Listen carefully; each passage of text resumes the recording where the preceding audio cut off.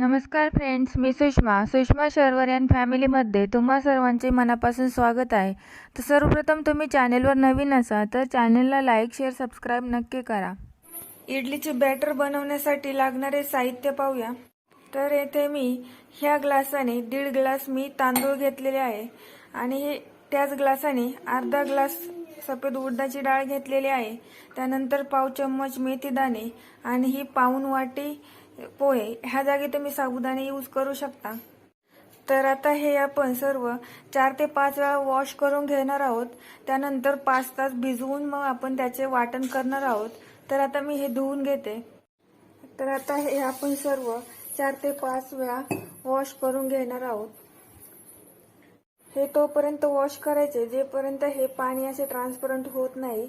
तर आता मी हे धुवून घेते, मग दाखवते.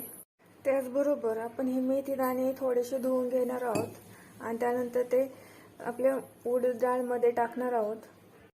तर अशा प्रकारे हे पाणी ट्रान्सपरंट झालेले आहे पहा. तर असं 4-5 वेळा धुवून घ्यायचे आणि आपण हे मेथी दाणे घेतलेले आहेत तेही त्यामध्ये आपण टाकून घेऊया.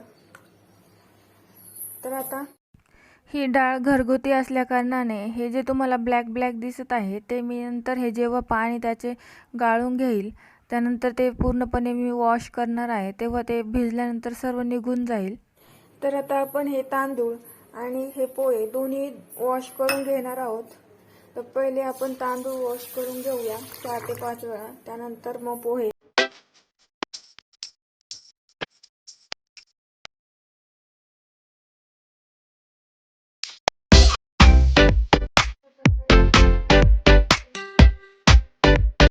तर अशा प्रकारे सर्व मी धुवून घेतलेले आहे. तर आता 4 ते 5 तास आपण हे भिजवून घेऊया, त्यानंतर वाटण करून घेऊया. इथे आपल्या डाळीला भिजून 5 तास झालेले आहे. तर आता आपण त्यामधले पाणी काढून घेऊया. हे जे आपण पाणी काढून घेत आहोत हे आपण जेव्हा वाटण करणार आहोत त्यासाठी यूज करणार आहोत. तर ही डाळ आता ग्राइंडिंग जारमध्ये काढून ग्राइंड करून घेऊया. अशा प्रकारे एकदम स्मूथ पेस्ट करून घ्यायची आहे. हे वाटण आता आपण एका मोठ्या भांड्यात काढून घेऊया, जेणेकरून आपण जे तांदूळ घेतलेले आहेत ते वाटण केल्यानंतर ह्यामध्ये बसतील. आता आपण तांदूळ ग्राइंड करून घेऊया.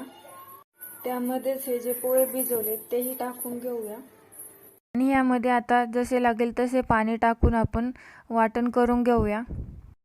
तर अशा प्रकारे मी एकदम स्मूथ पेस्ट करून घेतलेली आहे. आता हे आपण जी डाळ वाटली होती त्यामध्येच टाकून सर्व व्यवस्थित मिक्स करून घेऊया. मिक्स करताना एका डायरेक्शनने फिरवायचे, म्हणजे त्यामध्ये हवा भरली जाते आणि आपल्या इडली स्पॉन्जी बनतात. त्यामुळे व्यवस्थित मिक्स करून ठेवावे. तर आता हे व्यवस्थित मिक्स झालेले आहे. हे बॅटर जर विंटर असेल तर फर्मेंटेशनसाठी आपल्याला वेळ लागतो, तेव्हा त्यामध्ये मीठ घालायचे नाही. पण समर असतो तेव्हा त्याला फर्मेंट होण्यास वेळ लागत नाही आणि ओव्हर फर्मेंट होतं केव्हा केव्हा. तर ते होऊ नये त्यासाठी आपण त्यामध्ये पाव चम्मच मीठ घालत आहोत. तर मी येथे पाव चम्मच मीठ घातलेले आहे. ओव्हर फर्मेंटेशनपासून रोखण्यासाठी आपण यामध्ये मीठ घालून घेत आहोत. तर हे पहा, हे बॅटर आता हाफपर्यंत आहे. फर्मेंटेशन नंतर फुल होईल. आता मी ह्यावर झाकण ठेवून किचन प्लॅटफॉर्मवर ठेवणार आहे. समर आहे त्यामुळे फर्मेंटेशनसाठी वेळ नाही लागत, पण त्यामुळे हे किचन प्लॅटफॉर्मवर ठेवले तरी चालेल. पण विंटर असेल तर त्यावर एखादे गरम कपडा टाकून एका गरम ठिकाणी ठेवावे. तर आता मी हे ठेवून देते 7 ते 8 तास किंवा ओव्हरनाईट आपण ठेवूया. मी हे बॅटर ओव्हरनाईट ठेवले होते. किती छान फर्मेंट झालेले आहे ते तुम्ही पहा.